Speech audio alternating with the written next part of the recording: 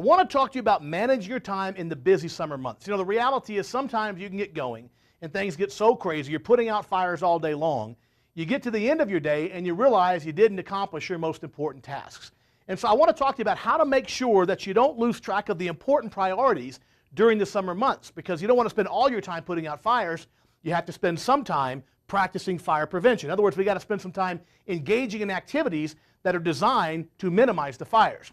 And for this discussion, I want to talk to you about habit 3 in the 7 habits of highly effective people and the whole concept of managing time, right? Getting your priorities straight.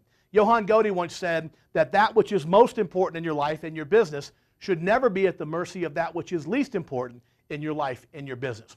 So we want to make sure we stay focused on the important things. In his discussion of time, Dr. Stephen R. Covey in the 7 habits really had a new perspective on time. Up until that point, time management had to do with the watch, you know, being on time.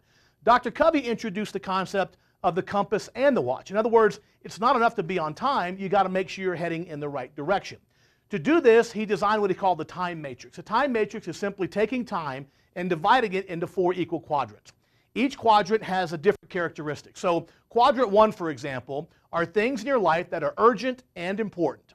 These are things that happen at work. An important customer calls and you have to take the phone. It's urgent because there's a problem right then, and it's important, it's an important customer. So this is the area of the quadrant we call firefighter. This is putting out all the fires that happen in the course of your life. And you can never eliminate those completely because there's always going to be something that comes up, some type of emergency that's very important. So, you know, there's going to be a certain amount of your time devoted to firefighting.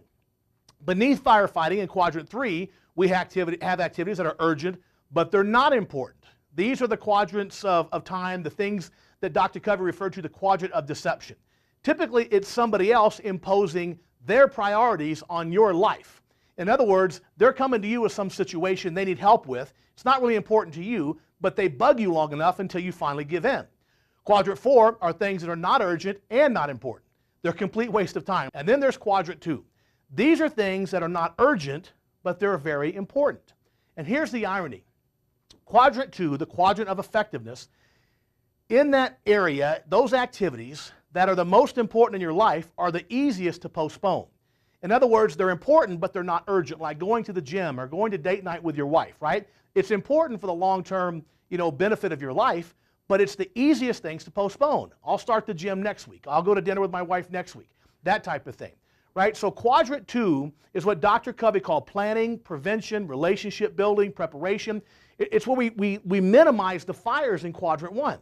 In many ways, you can look at quadrant 2 as the fire prevention category. This is where we do the things to prevent the fires in 1, the planning, the preparation, the prevention. Training is a perfect example of a quadrant 2 activity, right? When you go to sales training or service tech training or financial training, any kind of training, those are things that are all very important, but they're also very easy to postpone because they don't seem urgent because they're not really acting on you. The irony here is things in quadrant 1 and quadrant 1 and 3, they're the things always acting on you, right? They're always urgent. They're acting on you. Other people's times, other situations acting on you. The things in quadrant 2, because they're not urgent, they're never going to act on you. You have to act on them. You have to be proactive to act on those activities. So again, sales training, service tech training, any kind of training for your company, perfect example of quadrant 2 things that are urgent, or important rather, but they're not urgent. They're very easy to postpone.